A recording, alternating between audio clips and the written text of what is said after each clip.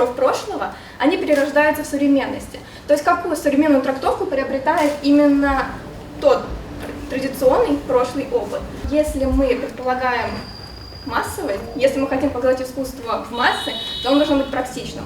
А практично, прежде всего, то, что носят все. Прежде всего, молодежь. Поэтому я остановила свой выбор на футболке, на росписи футболки. Материал акрил на синтетике, и, по-моему, именно на черной синтетической ткани акрил лег просто идеально, и в моей концепции, в моей идее получилось вполне себе неплохо. Работа вот эта выполнена в технике акварели.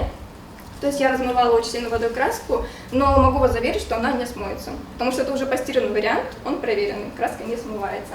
Меня пригласили от университета, и когда мне сказали, что есть возможность поехать в Уфу, я сразу же согласилась, потому что это удивительно, интересно.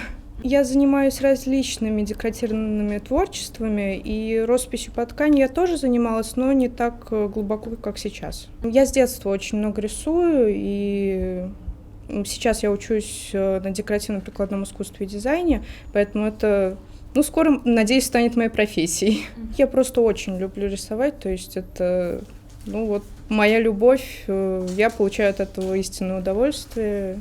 Я представляю 2 работы. Одна из них называется «Истоки в наших сердцах». Это анатомическое сердце, расписанное хохломой.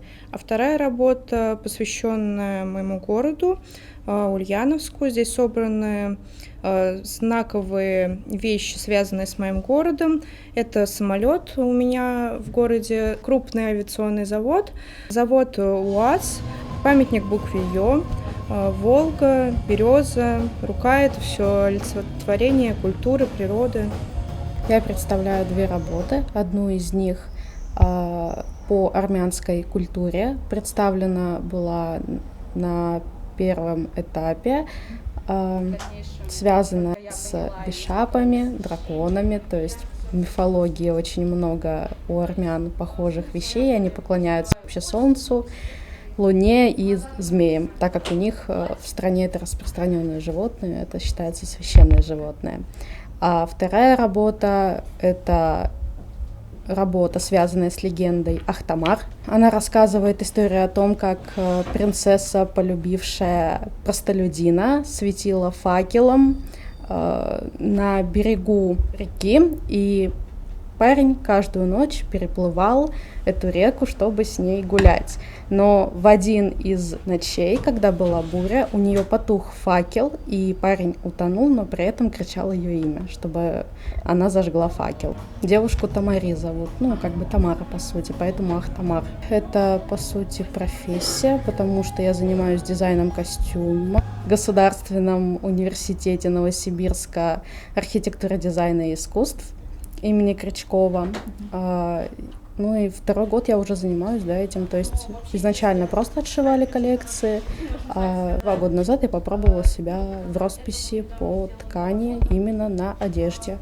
Это, с одной стороны, как расслабление, плюс проявление своих каких-то эмоций, мыслей. А теперь переходим к награждению. Номинация «Художественная роспись по ткани». Лауреатами 3-й степени становятся Минкеева Полина Сергеевна, Ульяновский государственный педагогический университет. Лауреатом 3-й степени становится Канарская Екатерина Сергеевна, Волгоградский государственный социально-педагогический университет.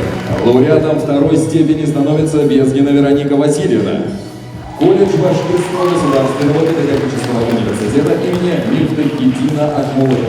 И лауреатом 1-й степени стала Попова Кристина Николаевна, Белгородский государственный институт искусства и культуры. Я напомню, это номинация «Художественная роспись по ткани».